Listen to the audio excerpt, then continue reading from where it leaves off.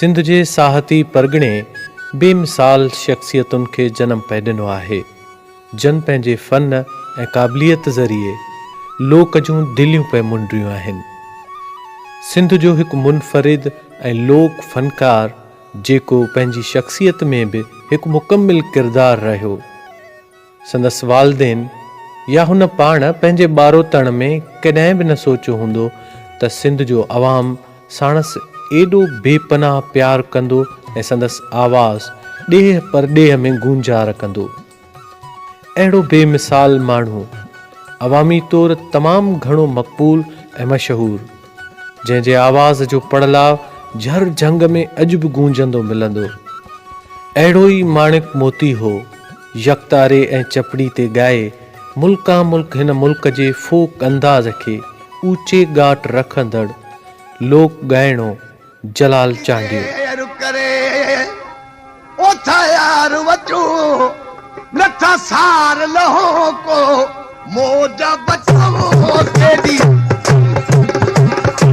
आया रातो तेरी देर करी उठाया रातो तेरी देर करी आया रातो नथा सार लहो को मोजा बचाओ तेरी। चेहरे ते कारा बंभोर ऐं वॾा छपर, मथे ते हीरनि सां जड़ियल सिंधी टोपी, ॻिचीअ में वॾे पुतले सां सोनी ज़ंजीर, ॿाहुनि में घड़ी पातल सिंधी पोशाक में मलबूस जलाल चांडियो जॾहिं हिकु हथ में सिंध जो क़दीम साज़ यकतारो ऐं ॿिए हथ में चपड़ियूं खणी स्टेज ते पंहिंजे मख़सूस अंदाज़ सां ॻाइणु शुरू कंदो हो त माण्हू झूमी पवंदा हुआ। हज़ारे परस्तार आशिक ज़हर पियाक पतंगनि जियां पचण लाइ तयारु थी वेंदा हुआ।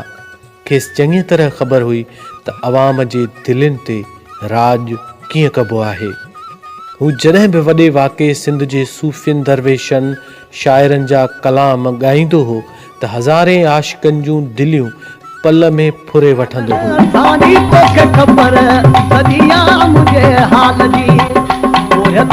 आया हर साल की ओ पंजाई आया हर साल की लालन सानी तोखे खबर कदिया मुझे हाल जी लालन सानी तोखे खबर कदिया मुझे हाल जी। सिंध जे हिन अवामी फ़नकार जलाल चांडे 1948 ईस्वीअ धारे हाजी फैज़ मोहम्मद चांडे जे घर में अखियूं खोलियो।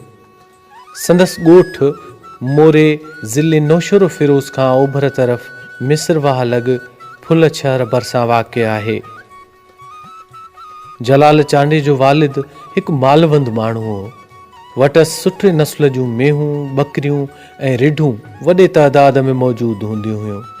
तंहिं करे ई जलाल नंढे हूंदे खां ई घर जो चौपायो माल चारींदो हो। संदसि वालिद चाहियो थे त जलाल दर्ज़ को हुनुर सिखे ऐं कारीगर बणिजी पंहिंजो पेट गुज़र करे, जंहिं लाइ अमली तौरु हुन पंहिंजे ॻोठ खां 10-12 किलोमीटर परभरो ॻोठ नवां जतोईअ में दर्ज़ के हुनुर सिखण लाइ जलाल खे छॾियो, जिते जलाल दर्ज़ को कमु सिखंदो हो। पर जॾहिं जवानीअ जे ॾाके ते क़दम धरियाईं त इश्क आदर भाउ कयुसि ऐं हू दर्ज़ को कमु उते ई छॾे विरह जो वैरागी बणिजी वियो।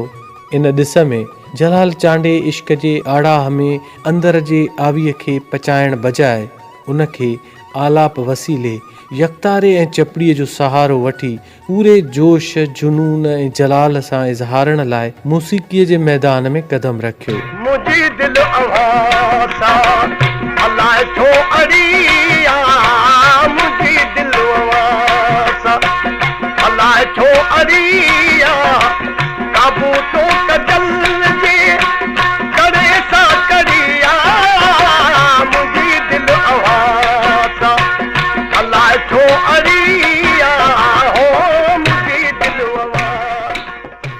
जलाल चांडे फ़न जी हासिलात लाइ सभ खां अवल पंहिंजे पुफाट साईंदाद चांडे खां राग जी बुनियादी ॼाण हासिल कई, जंहिं बैदि फ़क़ीर अहसान अली ऐं बाक़ाइदा तौर ते पंहिंजे दौर जे नाम्यारे रागी फ़क़ीर अली गुल महर वटि राग जी सिख्या लाइ हाज़िर थियो।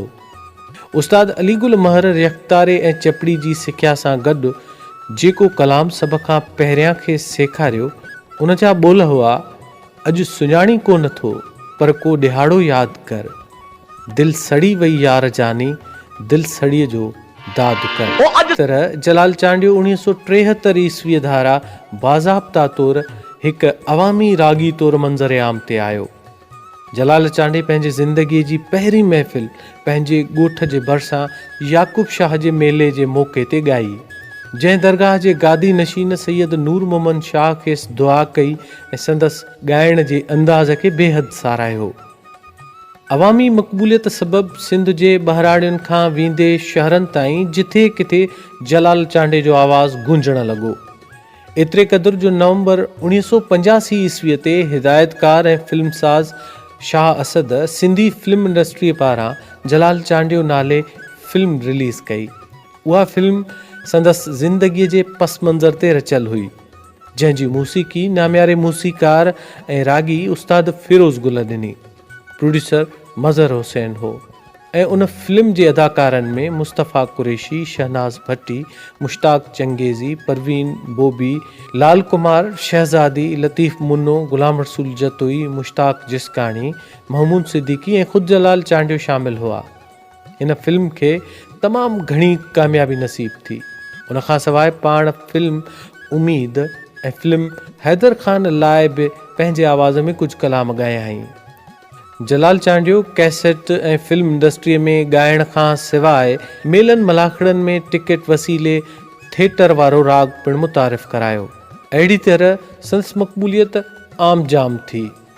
जलाल चांडियो रेडियो पाकिस्तान ऐं पाकिस्तान टेलीविज़न समेत लतीफ़ साईं, सचल सरमस्त, लाल शहबाज़ कलंदर ऐं ॿियनि बुज़ुर्गनि जे सालियाने उर्स तोड़े ॿियनि सरकारी सक़ाफ़ती प्रोग्रामनि में पिणु परफॉर्म कंदो रहियो।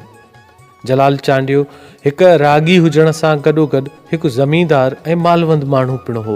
वटसि पंहिंजे पीउ वांगुरु सुठे नस्ल जूं केतिरियूं ई मेहूं मौजूदु हुयूं। पाण सुठा घोड़ा पिणु पालींदो हो, जिन खे मुक़ाबलनि में लाहिण जो पिणु ज़ौक़ु रखंदो हो। उन्हनि मिड़नी खूबियुनि वारो जलाल हिकु राजूणी मुड़ुसु, ओताकी जवान, महिमान नवाज़, आए वए जो आदर भाव कंदड़, ग़रीबनि जो हमदर्द ऐं हॾॾोखी इंसान पिणु हूंदो हो। जलाल जे दौर में उभरंदड़ फ़नकारनि संदसि गायकीअ जे अंदाज़ खे पंहिंजायो। यकतारो चपड़ी खणी को नंढो जलाल, गरम जलाल, आख़िरी जलाल, सुहिणो जलाल थियो त कोई जोगी जलाल ऐं जिगर जलाल थियो। जलाल चांडे जे फ़न में हिकु हैरान कंदड़ ॻाल्हि इहा पिणु ॾिठी वई त पाण तालीमी लिहाज़ खां हिकु दर्जो बि कोन पढ़ियल हो, पर पोइ बि जिथे किथे कलाम हमेशह यादि ॻाईंदो हो। खेसि लातादाद कलाम बरज़बानी यादि हूंदा हुआ।